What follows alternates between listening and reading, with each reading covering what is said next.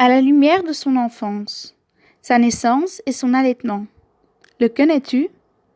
Quelques jours après le célèbre incident de l'éléphant, le lundi 12 du mois Rabi' al-Awwal de l'an 570, Amina mit au monde, dans la ville de la Mecque, celui qui allait changer le cours de l'histoire de l'humanité.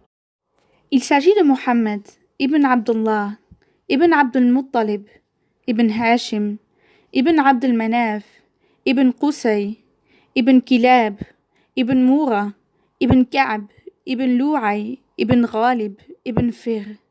Ce nom s'est depuis gravé dans l'histoire et a marqué l'humanité. D'ailleurs, le connais-tu? Pourtant, ma sœur, mon frère, tu as l'air de maîtriser soigneusement la biographie des stars de football ou de cinéma. Alors ne méprise pas celle du prophète bien-aimé, sallallahu alayhi wa sallam, celui qui intercédera en ta faveur au jour du jugement dernier. Amina était encore enceinte de Mohammed sallallahu alayhi wa sallam quand son mari Abdullah rendit l'âme au cours d'un voyage commercial. Une épreuve attendait donc le futur messager dès sa naissance, l'absence de son père. La naissance de Mohammed sallallahu alayhi wa sallam avait particulièrement réjoui son grand-père, Abdul Muttalib, qui ne manquera pas de lui témoigner sa plus grande affection. D'ailleurs, c'est qui donna à son petit-fils le nom de Mohammed sallallahu alayhi wa sallam, le loué, prénom jusque-là inconnu des Arabes, en déclarant « Je veux qu'il soit loué aussi bien par les habitants de la terre que par ceux des cieux. » Ma sœur, mon frère, je te rappelle que ce livre est une sorte de voyage que nous effectuons aux côtés du prophète sallallahu alayhi wa sallam, afin d'imprégner nos âmes des enseignements de cette merveilleuse créature. Sois donc attentif à son être, à chaque moment de sa vie, et médite. Médite avec silence et profondeur, ses paroles, ses actions et son comportement. Bonne aventure. Observe les choses d'un autre œil. Mohammed sallallahu alayhi wa sallam fut confié peu de temps après sa naissance à une nourrice connue sous le nom de Halima. Les Arabes de la Mecque avaient coutume de confier leurs enfants, moyennant un salaire, à des nourrices vivant à la campagne, afin qu'ils grandissent robustes et développent par la même occasion une bonne maîtrise de la langue arabe. Ainsi, les Mécois plaçaient leurs enfants chez les nourrices de la tribu de Beni Saad. Arrivées à la Mecque, des femmes des Beni Saad refusèrent de prendre en nourrice le fils d'Amina. Son père étant mort, elle ne pouvait recevoir de sa mère ou de son grand-père une large rétribution. Mais si seulement elles avaient pu savoir la chance qu'elles laissaient passer. L'enfant orphelin allait devenir le dernier des prophètes de Dieu, le meilleur des enfants d'Adam. Halima arriva à la Mecque après les autres nourrices, car sa monture était faible et son bébé n'arrêtait pas de pleurer tellement il avait faim. Elle fut alors obligée de prendre le seul enfant qui restait, que les autres femmes de sa tribu, déjà sur le chemin du retour, avaient dédaigné. Halima avait, dans un premier temps, hésité de prendre en nourrice Mohammed sallallahu alayhi wa sallam, l'enfant orphelin, craignant elle aussi de ne pas être suffisamment rémunérée par sa famille. Son mari, qui l'accompagnait, finit par la convaincre de le prendre. Arrêtons-nous un instant et voyons de plus près cet épisode.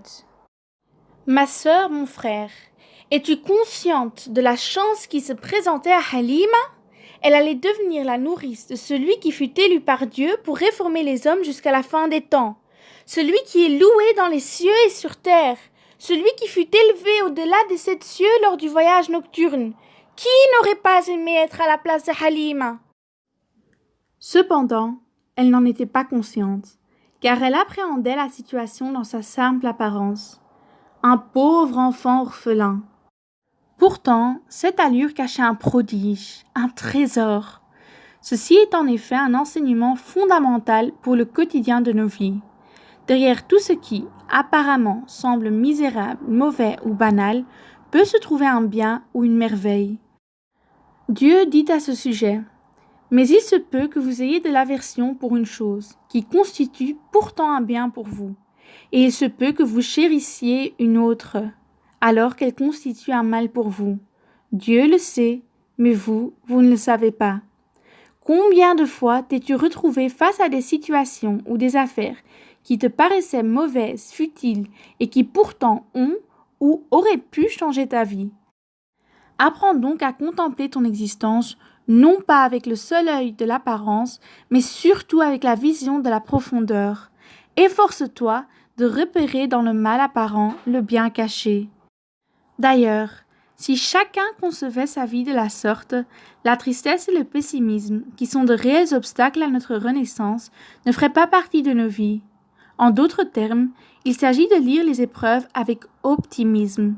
Imagine la tristesse et la déception de celles qui avaient refusé d'adopter Mohammed sallallahu alayhi wa sallam lorsqu'elles le verront plus tard dans l'état que nous connaissons et que nous admirons aujourd'hui.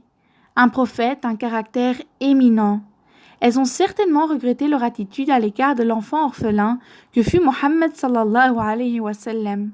Peut-être ont-elles exprimé leur regret de la façon que nous connaissons aujourd'hui. Si j'avais su. Souvent, nos regrets proviennent de notre manière simpliste de juger l'apparence des choses. Es-tu source de bonheur et de bénédiction? Sur le chemin du retour au village, Halima et son mari furent étrangement comblés de certaines bénédictions, dont la source n'était en vérité autre que la présence du petit Mohammed sallallahu alayhi wa sallam. Leur monture, qui à l'aller avançait avec beaucoup de peine, dépassa toutes les autres montures des femmes des Bani Saad. Arrivés chez eux, ils furent émerveillés en voyant que leur terre avait donné, miraculeusement encore, de la pâture pour leurs troupeaux, qui jusque-là ne produisaient aucune goutte de lait. Le mari, heureux, dit alors à sa femme, « Par Dieu, sais-tu, ô Halima, que tu as recueilli un enfant béni ?» Halima rapporte aussi le fait que l'enfant d'Amina grandissait d'une manière plus qu'étonnante. Il parla très tôt et marcha bien avant l'âge habituel. Ainsi remarque-t-on combien Mohammed sallallahu alayhi wa sallam, par sa présence, avait apporté la bénédiction chez sa nourrice. Ceci devrait attirer notre attention et nous inciter à poser la question suivante. Suis-je source de bénédiction et de paix pour ma famille et mon entourage? Tu sauras la réponse en jugeant la qualité de ta relation à Dieu.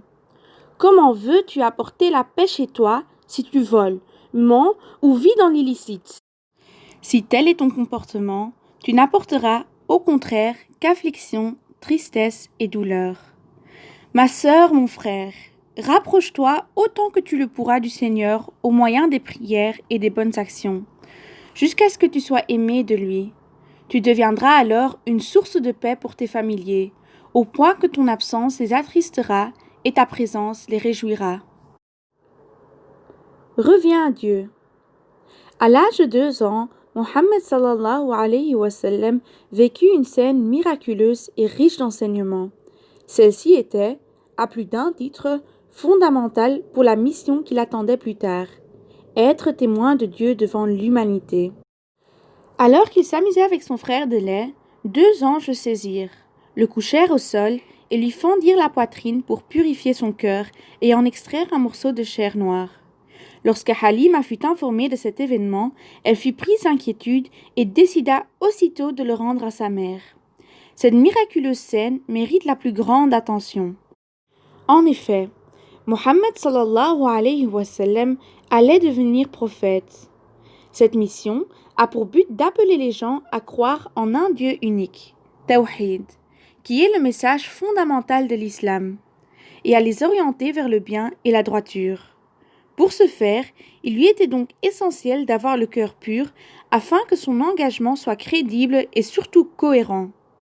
En effet, comment veux-tu, ma sœur, mon frère, qu'une personne te suive ou t'écoute si tu as le cœur dur et souillé? Penses-tu que les gens suivront une personne qui appelle à la fraternité, au bien et à la paix, alors que son cœur est taché de haine, de mal et de mépris? Entendras-tu d'une bonne oreille un voleur qui t'exhorte à l'honnêteté? Pour être plus clair, cette scène nous fait comprendre que, pour réformer et guider les gens vers la droiture, il faut au préalable avoir le cœur purifié. Il s'agit d'éduquer et de réformer en premier lieu ton propre être avant d'éduquer les gens. Cependant, il ne faut aucunement s'attendre à ce que des anges viennent te fendre la poitrine pour purifier ton cœur. L'islam nous a enseigné un moyen simple et efficace pour assurer cette purification, le repentir. Ma sœur, mon frère, La principale et véritable source pour notre renaissance est sans aucun doute le retour à Dieu. Ô vous les croyants, revenez à Dieu avec un repentir sincère. Il se peut que votre Seigneur efface vos fautes et qu'il vous fasse entrer dans les jardins où coulent les ruisseaux. Il s'agit de revenir à Dieu et d'implorer son pardon pour toutes nos erreurs passées. Faute de quoi nous serons comptés parmi les injustes. Et quiconque ne se repent pas, ceux-là sont les injustes. Observe aussi la douceur de Dieu dans une parole qu'il adresse à ton cœur. Ô mon serviteur, je t'ai fait sortir du néant à l'existence.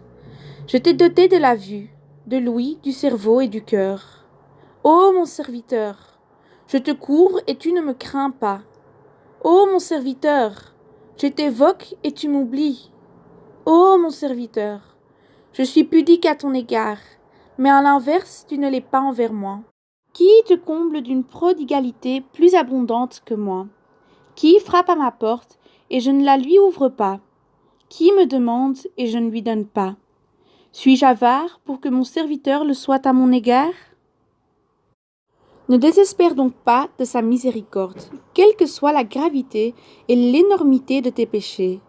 Il les pardonnera tous sans exception, si tu reviens à lui repentant et sincère. Ô mes serviteurs, qui avez commis des excès à votre propre détriment, ne désespérez point de la miséricorde divine. En vérité, Dieu absout tous les péchés, car il est le clément et le compatissant. On ne peut espérer de renaissance avec des cœurs souillés.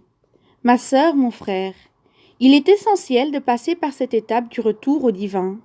Halte au mensonge, à la fornication, à la drogue et à tous les maux qui nous touchent, nous, les jeunes.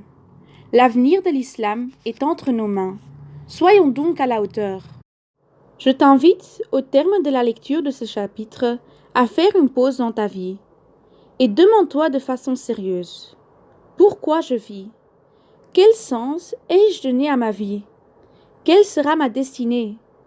Énumère ensuite synthétiquement l'ensemble de tes grands et fréquents péchés.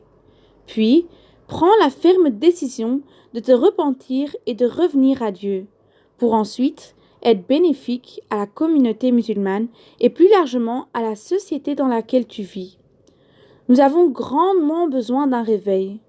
Pour ce faire, chacun devrait, au préalable, prendre conscience de sa vie et des futilités érigées aujourd'hui en idoles, comme la mode, les marques et le matériel. Débarrassons-nous de ces maux qui, malheureusement, touchent en majorité les jeunes de notre communauté. J'entends par là la délinquance et la drogue. Nos jeunes vivent dans le seul souci du matériel et du paraître, allant jusqu'à louer des voitures de luxe dans le seul but de frimer dans les cortèges. Ma sœur, mon frère, qu'as-tu apporté à l'islam? On te posera certainement cette question. La honte te couvrira lorsque tu diras « Je roulais dans des BMW » ou « Je passais mes soirées en discothèque », alors que d'autres personnes ont sacrifié leur vie pour cette religion. Es-tu donc décidé à te repentir? Je l'espère grandement.